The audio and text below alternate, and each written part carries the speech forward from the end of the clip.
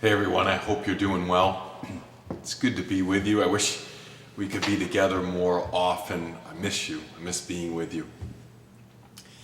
Today I want to talk to you about courage. It's in the passage we're looking at in Joshua 1. And when I think of courage, I'm reminded of that scene. You probably remember it in The Wizard of Oz when Dorothy meets the lion for the first time, and obviously she's scared, but after a while she says, "You're nothing but a big coward." To which the lion responds and says, "You're right, I'm a coward. I have any courage at all." And we know from the story that he moves on and he gets his courage. He gets a medal of courage, a badge of courage at the end of the story, because he becomes courageous. Even in the midst of being a coward, he learns how to be courageous. When I think of being courageous, I think of Joshua.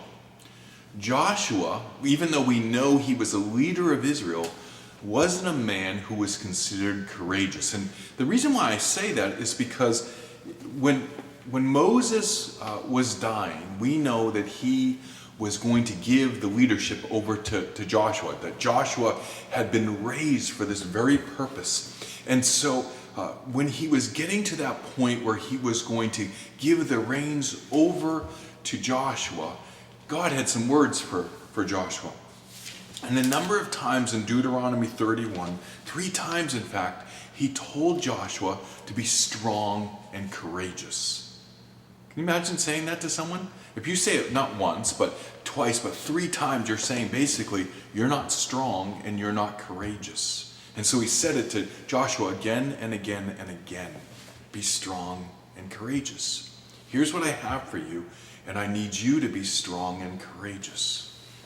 Now, a little bit later in Joshua 10, when they're taking the land that God had promised to them, there is a scene where Joshua is encouraging the leaders underneath him to be strong and courageous. And there's the sense that Joshua is strong and courageous, but his leaders need help in doing it, and he helps them along the way. So before, Joshua was not strong and courageous, but then near the end he is. How did he get from here to there? How did he get from being someone who was timid maybe, or wasn't strong and going forward, to someone being strong and courageous? How did he move from that cowardly lion to the one who had that medal of courage? And Joshua 1 is the key.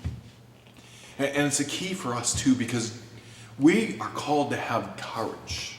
That yes, we can have fears. There's so many things to be afraid about these days. There's so many things that can grip us with fear, but we are to rise above that. And in the midst of that fear, have courage and go forward. And so in Joshua 1, God speaks to Joshua and encourages him to be strong and courageous and gives him reasons why. And so I want to look real briefly at the 4 reasons why God says to Joshua that he is to have courage. And I'm not going to read this whole passage to you, but there's 4 things that God gives Joshua that he gives to us of how we can be courageous. The first thing he says in verse 1, in verse 2 of Joshua 1, where he says to Joshua, "Moses, my servant, is dead. Now arise, go over this Jordan, you and all this people, into the land I'm giving to them, to the people of Israel." And at first he says, you got to get past your past. You got to move away from the past. That sometimes our past, what we've done before or how we've been timid before, we have to move beyond that. But also in some cases when we're looking at a situation where God wants us to do this great thing, that he has plans for us, we often think of, well, we got to do it the way they did it before. And what God says is no. Moses was great, but Moses is now dead, and now we have to do something different. And so this is the first thing, is that we have to remember that the past is in the past. And now we have to move forward and be strong and courageous into the new plan that God has for us. So forget the past, if you will. Remember, the only thing to remember from the past is that God was with us. And that God will be with us into the new thing moving forward. So the first is to forget the past. The second thing he gives to us he gives to Joshua as a way to remember to be strong and courageous is to remember the promises. Now, God has said to you that he has plans for you, that he has a plans for hope and future for you. He tells you that he will be with you, and he's given you these promises. And what God says to Joshua is remember the promises. Now we know through Abraham, we know through Joseph, we know through Moses that God promised the people of Israel that they would come into this land. And so what God encourages Joshua is to remember the promises. He says in verse 3, every place that the sole of your foot will tread upon I've given to you, just as I promised to Moses. And he goes on to say, I'm going to give you all this land. And so here's what I want to encourage you with, is that God has promises for you. And one of the ways that we can learn to be strong and courageous is to remember the promises, because what God promises will come true. We just have to be strong and courageous in it. So first thing he says is to forget the past, that God is asking you to do a new thing. That just as God was with you in the past, God will be with you in this new thing. The second thing is, I've made promises to you, so keep to your promises. And the third thing he says is that this connection that God will be with us.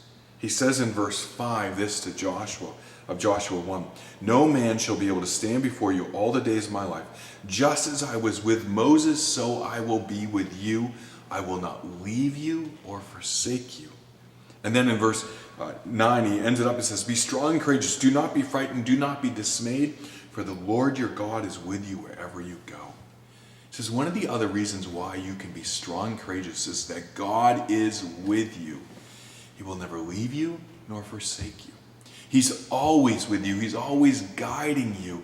And so there's those moments where we feel like we got to be afraid because what if this happens or what if that happens? Well, we forget that God is with us. And because God is with us, you can be strong and courageous. Because God is with us and this mighty warrior that's fighting for you, you can go forward. So be strong and courageous because God is with you.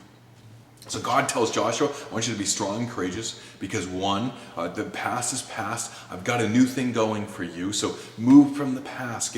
Get out of that, if you will. Number two is that I've had promises for you and I'm going to stick to those promises. So remember those promises. Hold me to those promises because I will be there. Number three, because I will be with you wherever you go. And then number four, he says to Joshua, he says only, in verse 7, he says, only be strong and very courageous, being careful to do according to all the law my servant commanded you. Do not turn from it to the right hand or to the left, that you may have success wherever you go. In other words, he says, I've given you my word. And my word helps you to be courageous. And so, friends, take his word. He says, follow this. This will help you get through. So that you can move from being a place of fearful, of being a coward, to being strong and courageous. And friends, we can be strong and courageous. God has plans for you, and God wants to work those plans out for you, but you need to be strong and courageous and walking in them, moving forward. You can be that cowardly lion before and move into be that lion with a badge of courage on him. You can be like the Joshua before and move into being the Joshua of the future who is strong and courageous.